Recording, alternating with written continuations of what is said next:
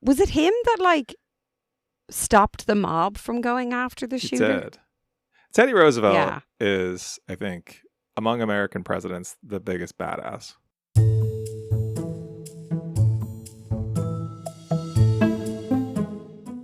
All right, Stacy, it's time to get back at D for the prank from the Princess Diana episode. Okay. We're going to make up a fake U.S. president and an assassination attempt. Sure.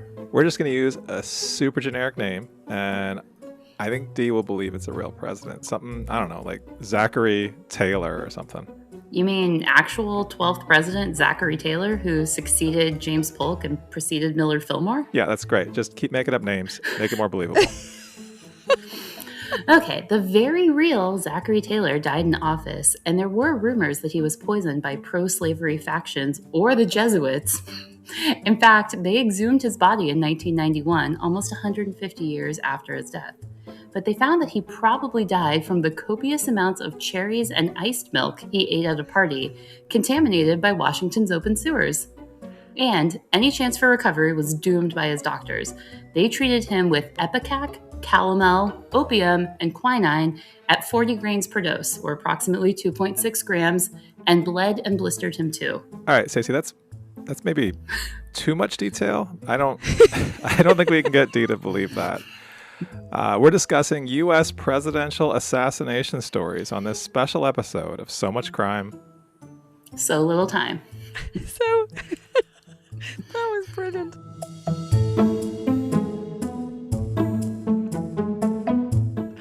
So is this going to be a theme throughout? Like, do I have to look out for nuggets? Because those names felt like they could be real. They were real. Those are all real presidents. That whole thing, everything that she said was true. Stop it.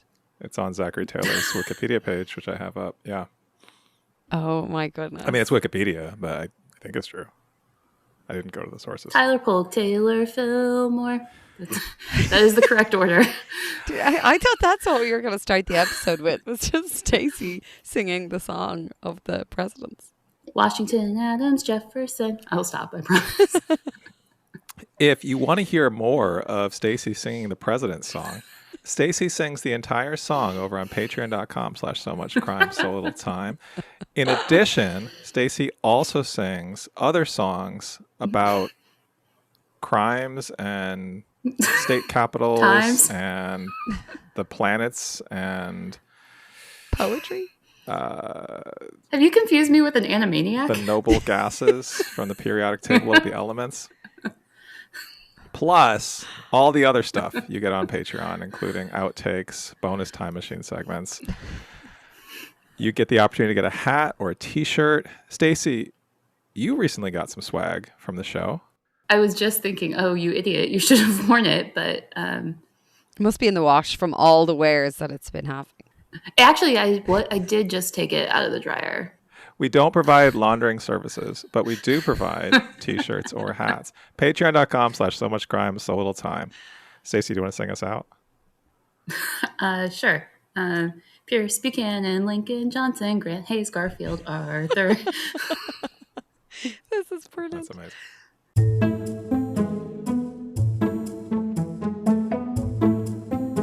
Welcome to So Much Crime, So Little Time. I'm Dee. And I'm Jeff. And on this special episode, we're talking about presidential assassinations, especially the ones that went poorly. Our jumping off point. Well, for the presidents? Yeah, it depends on who you ask. Well, poorly for the assassins. Our jumping off point is an episode of Dan Snow's History Hit. This episode came out in July of 2024. It's called U.S. Presidents Who Were Almost Assassinated. It's episode 1478. But you don't have to listen to that to listen to this. And in fact, don't do it. Just leave it be. Come in and enjoy the fun here. I will say, And cut to Stacy. like Dan Snow, who brought on an expert in presidential history to speak to what might have been had certain presidents been assassinated and the economic and political realities of various points in our country's history, as well as the strengths and weaknesses that you may or may not find fascinating about different presidential administrations, post-administration life, all of the esoteric bits of trivia about our presidential history here in the United States. I forget how that sentence started, but we have Stacy Redback, who joined us now. This is what, episode 4 that you've been on? I think so, yeah. 4, yeah. Thank you, Stacy, for joining us. A delight to be here, as always. So we do not have to focus too much on the podcast with this new. It was really just a jumping off point to talk about this topic. I'm kind of curious to hear why Dee had such a strong reaction to it. I just thought it was incredibly boring. I think they were also talking about presidents that I had no basis for. Like, I didn't know anything about them. So I was like, there wasn't a huge amount of background given for the presidents. You haven't seen Night at the Museum? No, I don't think so. Okay. But I will say what I did like. There was a few comments made that I thought were funny.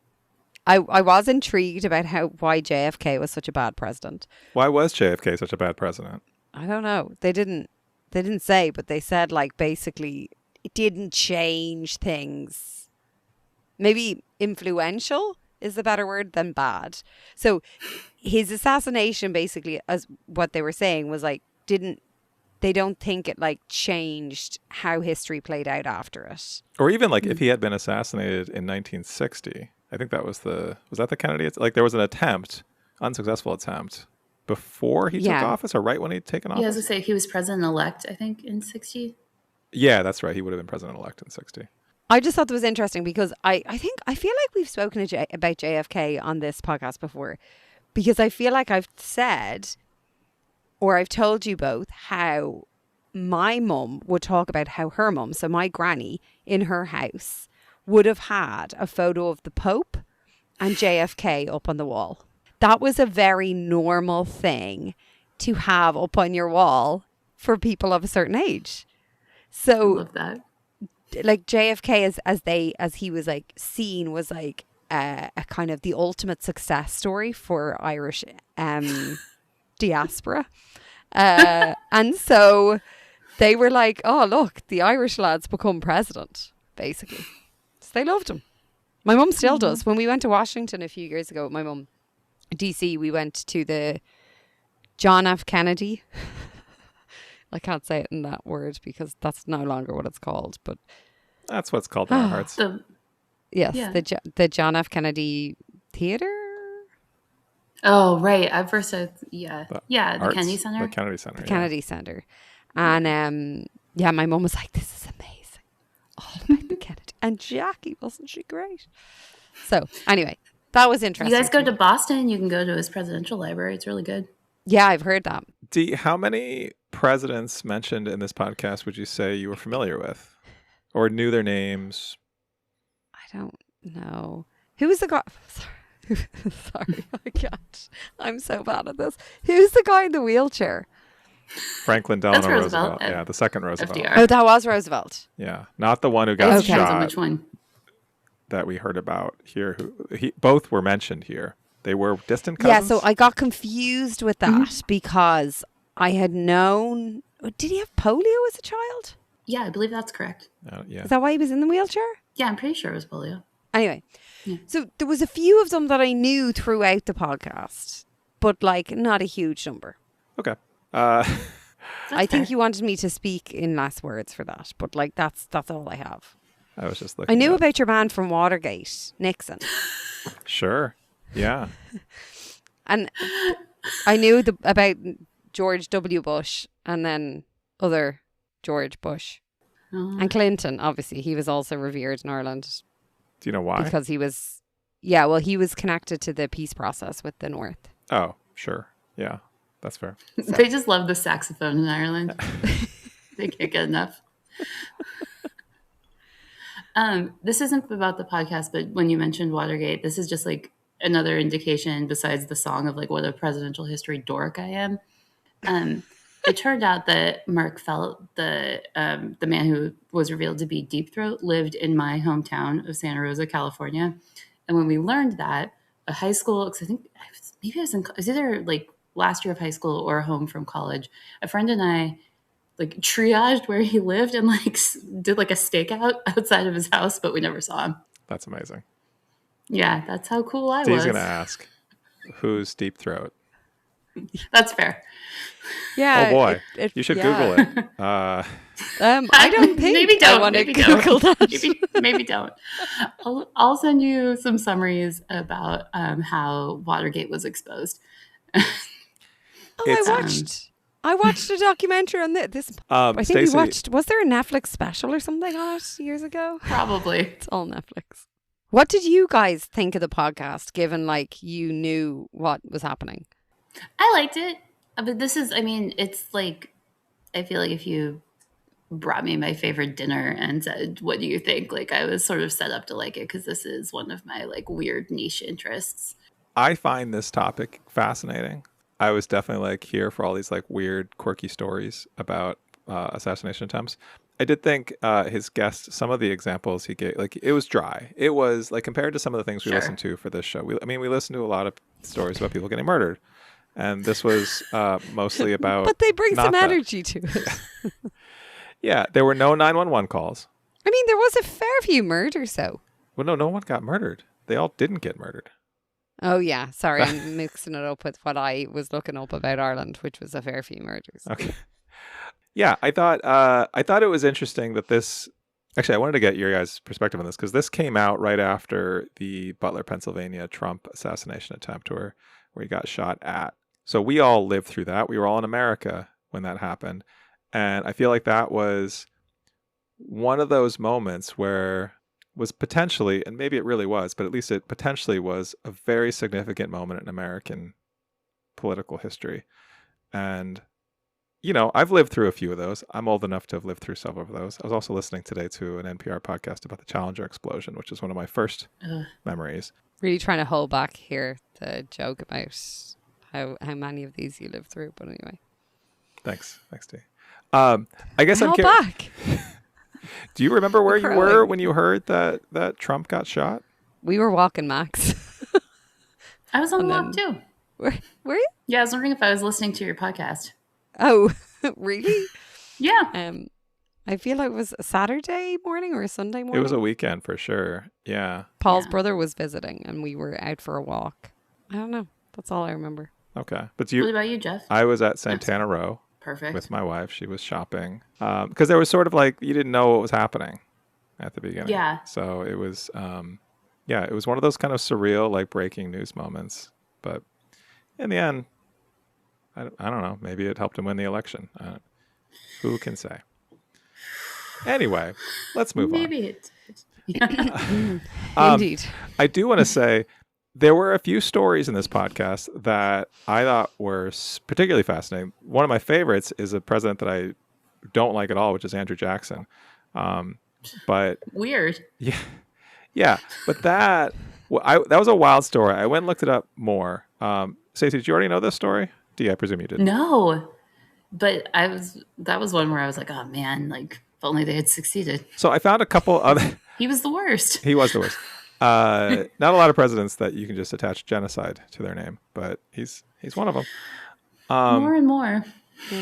But Anyway, the story, I learned a couple of other interesting things about this looking at more. So the story that we heard in the podcast was a man basically approached him. I think he was in the Capitol attending a funeral, and a guy comes up with two guns and takes two shots at him. Both guns misfire. The person who and then Jackson proceeded to beat the man with his cane.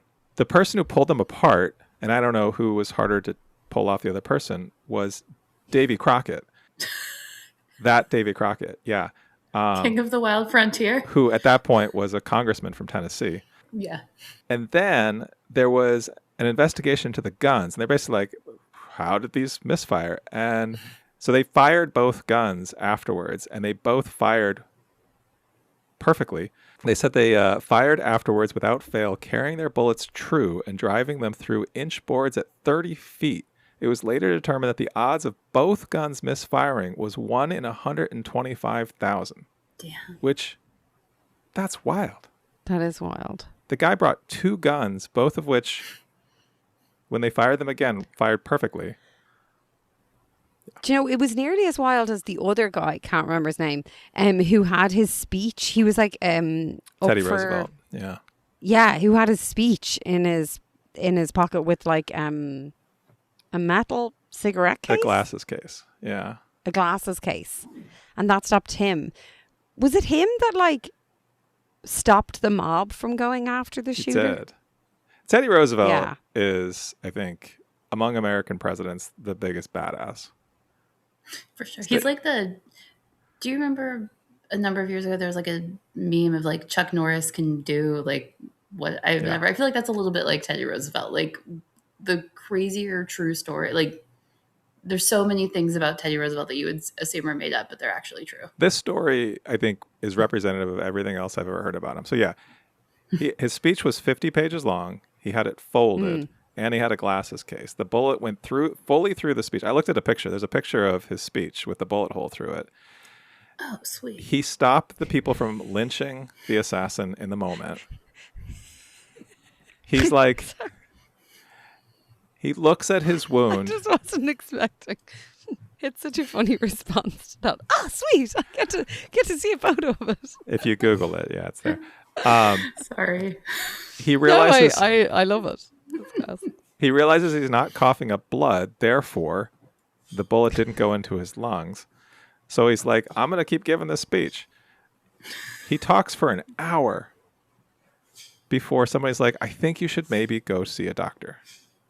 But didn't he start off his speech by saying like, He I got said, shot tonight or something? ladies and gentlemen, I don't know whether you fully understand that I've just been shot, but it takes more than that to kill a bull moose. That's what I'm talking about. That sounds so made up. It does. It really does. Well, Here, where was he? Like, what year are we in with him? I also am not 1912. very good at hearing the years and being able to place them. I need. So this need was some visuals. 1912. He had already been 1912. president. Okay. So he's running again for.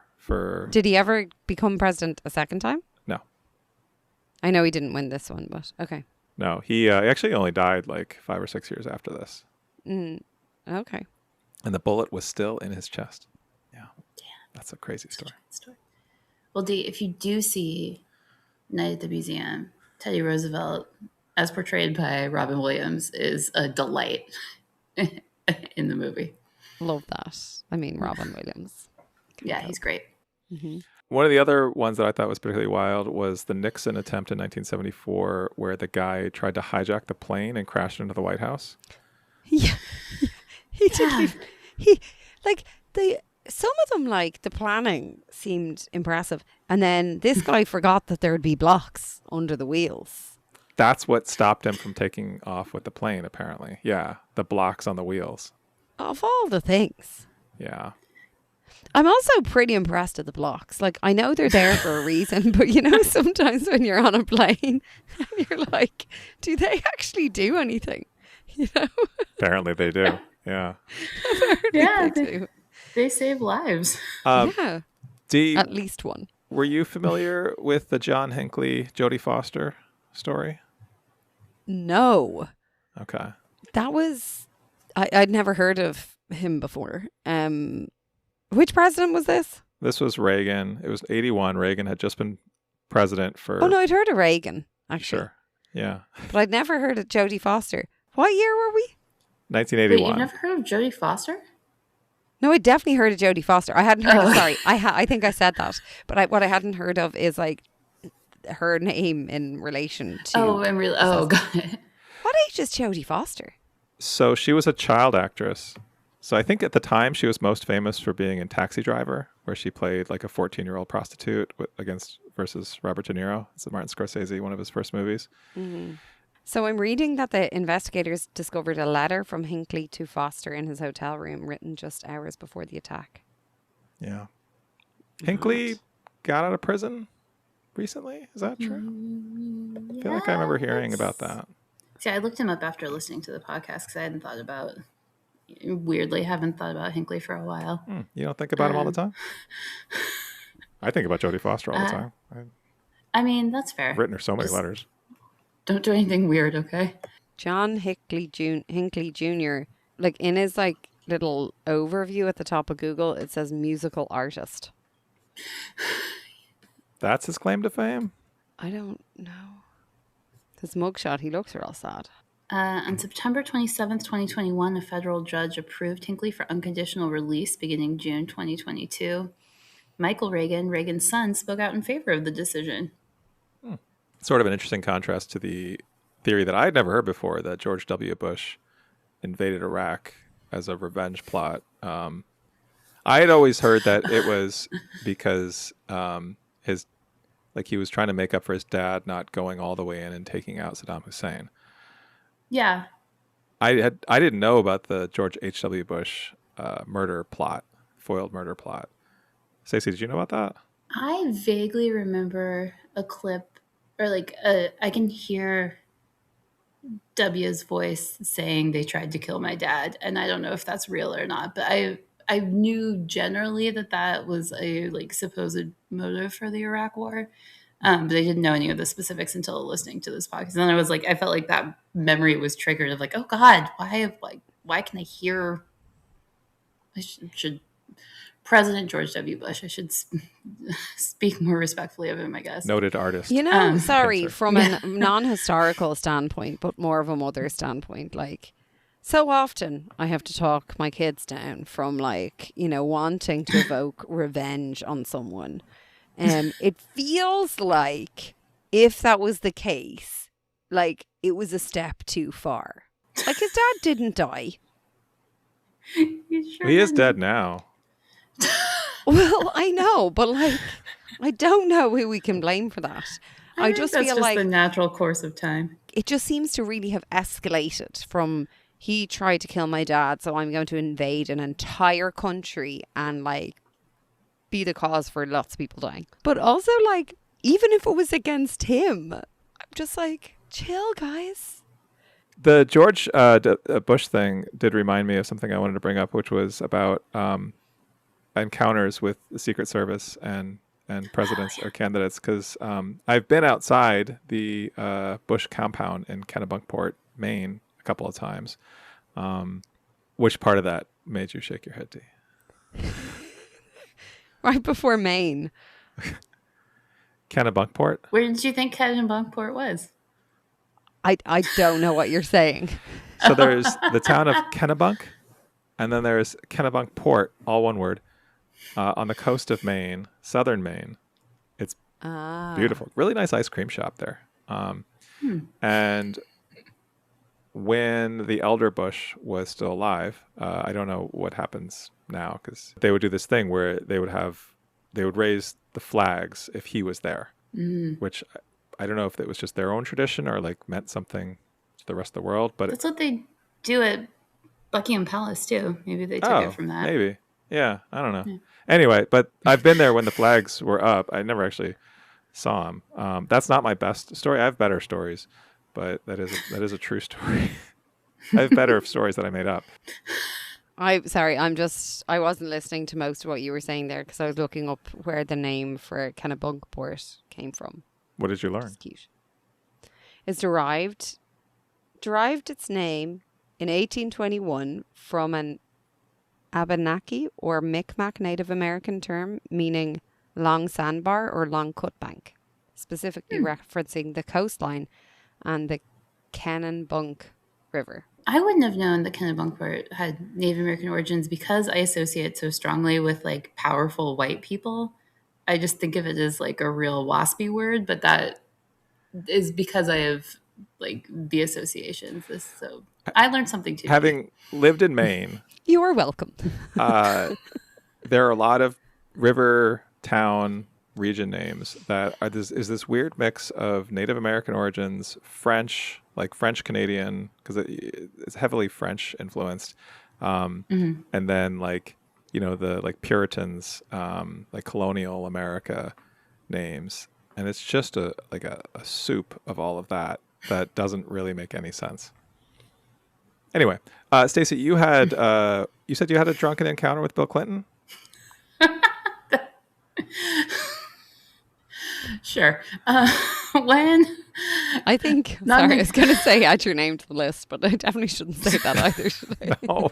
And I can't actually add my name to the list. When I did a semester in Washington, D.C. in 2003, there was a young Democrats event at some bar in DC, and I remember that the tagline for the event was "Come party with your party." And the big reason to come and like spend whatever money any of us young Democrats had was that Bill Clinton was going to be there. But it was also like an open bar event, and I was 21 years old. So by the time We've all been there. Bill Not Clinton came out 21. to speak, I was wasted. DJ Bismarcky was Bismarcky? like spinning. Yeah. So I was like, What? this is an amazing party. And then I almost forgot Bury that the Bill lead. Clinton Someone was we should know. Bismarcky had one hit. I think so. I'm gonna guess without looking this up. His one hit was in 1989. No, I'm gonna say 88. Yeah. I'm gonna say 88. Oh, you were right first. Oh, 89? Known for his humorous style and the 1989 hit. What was it called? Oh my gosh. Are you asking me, or are you? Stacy knows. Well, I'd be like, because I Googled it to find out what the year. What is it? I don't remember. Just a Friend. Just a Friend. Oh. Yeah. I had the cassette single. Oh, the single. The single. Wait, so And he was because it DJing. 2000 You were drunk, and Bill Clinton was post-presidency at this point? post-presidency, yeah. So we were in the first term of Bush 2. And the only thing I do remember there being so to attend this event because a former president was there was like a lot of like layers of clearance you had to go through. Like I know I had to like submit some stuff online ahead of time, show some ID. I had to have like my bag checked. So I had like very brief and superficial interactions with Secret Service because I went to an event that the president attended, and I don't remember most of it because I got very drunk. That's amazing. That is amazing. So I've had to go through Secret Service screening a couple of times. Not when I was hanging out outside the Bush compound in Kennebunkport because they didn't see me. But I had to go through. I went to the White House once to do cool. a tour. Have you done that? Have either one of you done that? Who was president at the time? Clinton. No, they weren't. I went there when Clinton was nice. president in the Hold on. 90s.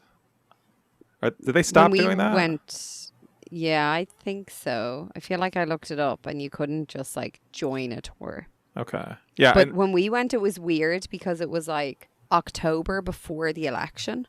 And so you couldn't even get up like to the fence. Like there was like everything. There was like kind of a guard around it. There was like an extra fence around it. I did also see Al Gore give a speech during the 96 campaign. So I was in high school.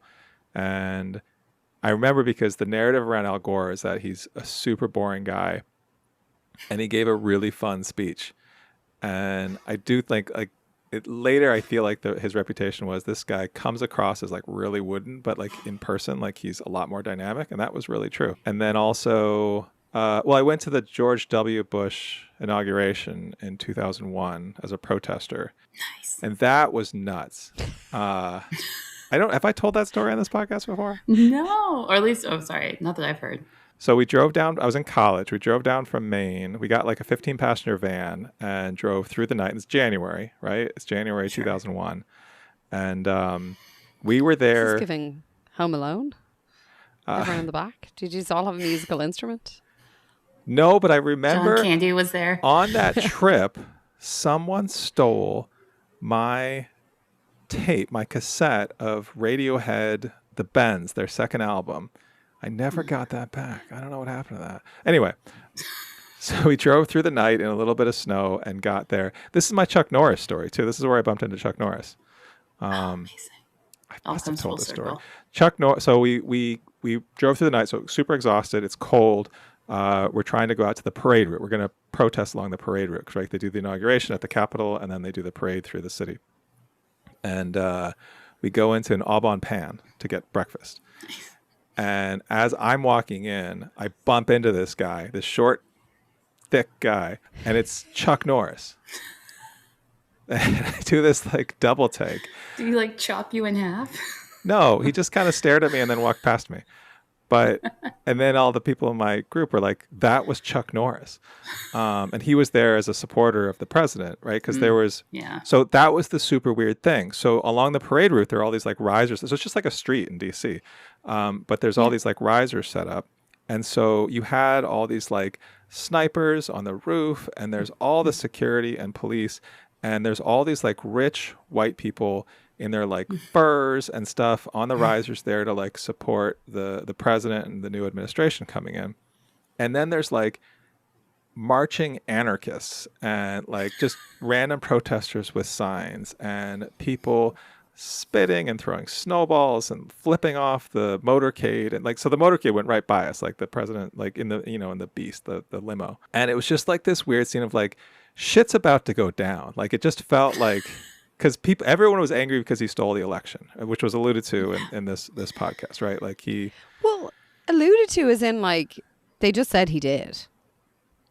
Yeah, well, he did. I mean, I feel like that's sort of mostly accepted fact at this point. I don't know. It's not. I don't think everyone I don't know agrees. anything that happened with that, but The Supreme Court decided the election. That's fact. Yeah, it was bullshit. Al Gore got more votes and should have won Florida, and the hanging chads and the Supreme Court cost him the election. Getting more votes doesn't matter, apparently. I mean, it hasn't. Well, whatever. For a while. Anyway, that was the most chaotic thing, but I definitely that was the most, I felt like, oh, I'm about to be in the middle of some real shit. Yeah, were you scared? Yeah, I was. Maybe at that point you took your Radiohead cassette out and threw it at someone. Because he got a fright. It was like a 16-hour drive, and then we had to go back, right? Because we had to return the van and go back to college. And I really liked that album. And it was really a bummer. Or maybe the 16-hour drive of listening to Radiohead, someone in your van was like, fuck this. No. There's chaos going on. I'm just going to whip it out of his pocket and like throw it away. That is possible. Yeah. Yeah. I think Chuck Norris still probably thinks about bumping into that guy coming out of the Aubon Pan with his croissant or whatever. He probably tells that story the same way I do. Who is it? You said someone told you look like Ben Affleck, is it? So he's probably seeing you on the Dunkin' Donuts ad being like, I thought that guy liked croissants. Anyway, do we have anything else to say about this? Oh, Dee, did you bring any stories from Ireland? I think it's too off topic. I don't think it'll fit. Ireland has no history of political violence. I will say, Super when I chill. did ask Gemini, I've shared this with both of you, but when I asked Gemini, I said I'm having a chat with friends about presidential assassinations or attempts in the United States. However, as the only Irish person, I wanted to bring interesting stories of assassinations or attempts from Irish history. And the description was, Ireland is certainly not lacking in high-stakes political drama, though it often feels more like a gritty thriller than the lone gunman trope seen in US history. I'm like, okay, here we go. There was lots of interesting ones. Someone was cut open with a knife. Don't think Stacy wants to hear that. I was going to ask you guys to try and pronounce and play the setting where Michael Collins was assassinated, because it's an Irish word. I thought that would be funny. And then Lord Mountbatten. I'm sure you've heard about him, Stacy. Yes, of course. Who was that? I'm not going to say it was us, but that was the IRA. What's that?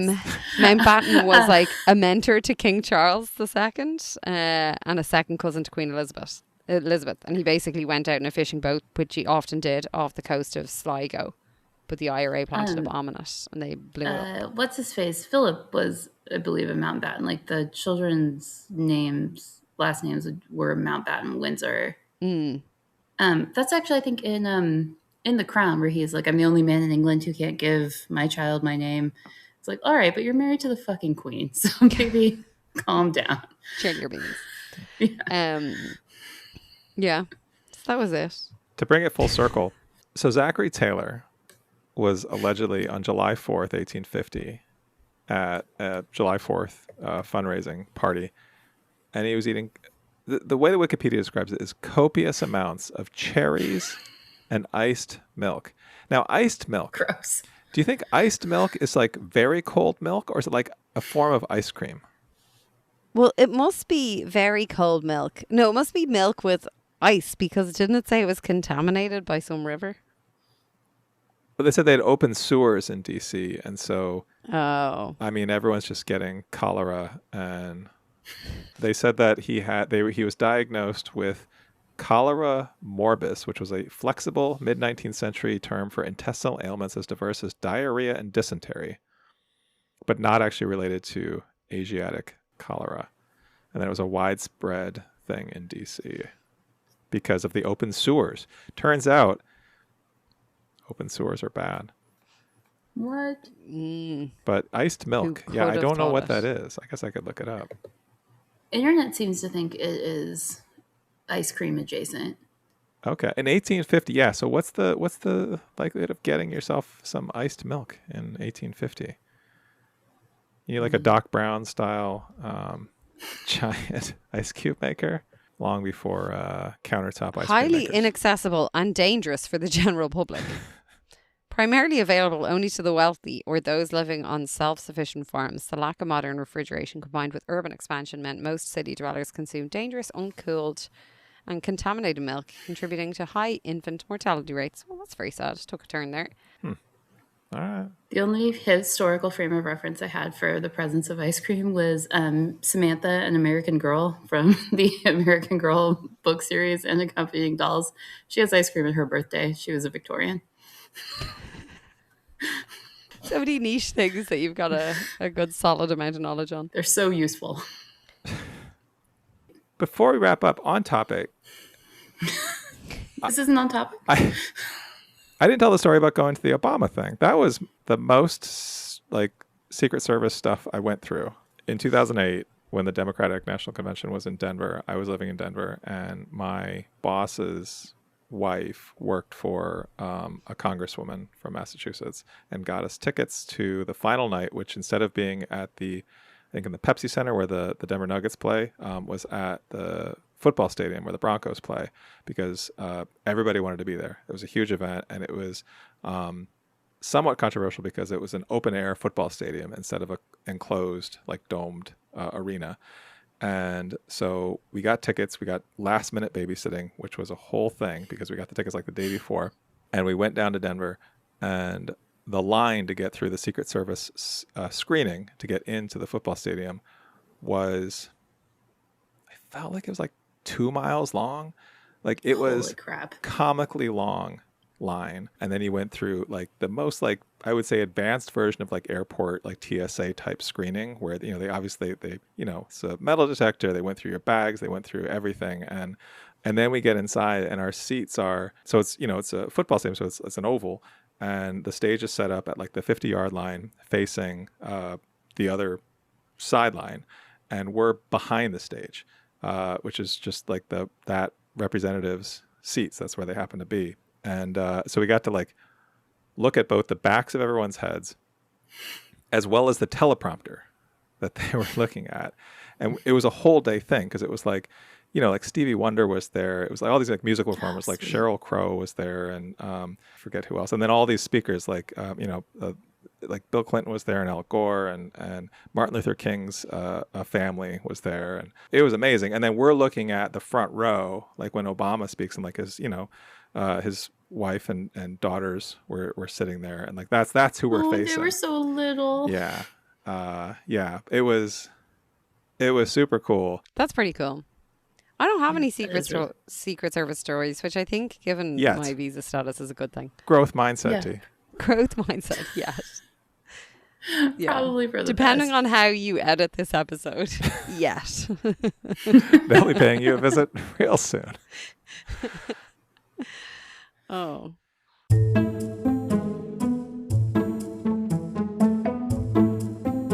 Leave us a comment. Tell us, have you had any interactions with Secret Service, or were you present at any of the attempted assassinations that were discussed in this episode, or other attempted assassinations that you want to tell us all about? While you're there, please rate us 5 stars, Spotify, Apple, wherever you get your podcast. Stacy has already done it, so she is off the hook for us asking her.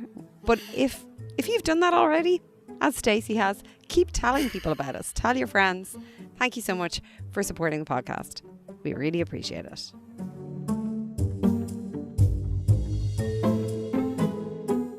See, next time, imagine you're back, visiting home, asleep in your childhood bed. You wake up in the night to a loud banging on the door. You realize there's someone standing at the foot of your bed. It's your mother. She's looking out the window, terrified. She says, "Whatever you do, don't turn on the light. This is how our next story starts, but there is a twist. It's being told by a comedian on stage, and it's part comedy routine, part terrifying true crime story. We're going to preview Wisecrack. That's on the next So Much Crime. So little time.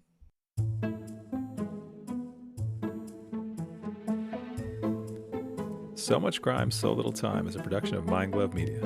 The executive producer is Paxton Caloriso. Our associate producer is Blythe Ty. Our theme music was composed by Vyacheslav Starostin. If you haven't done it yet, please subscribe to this show on your podcast app. And don't forget to give us a 5-star rating and a review. Even better, tell your friends. To join the discussion, look for us on social media. Check out the show notes for all the links. Thanks for listening.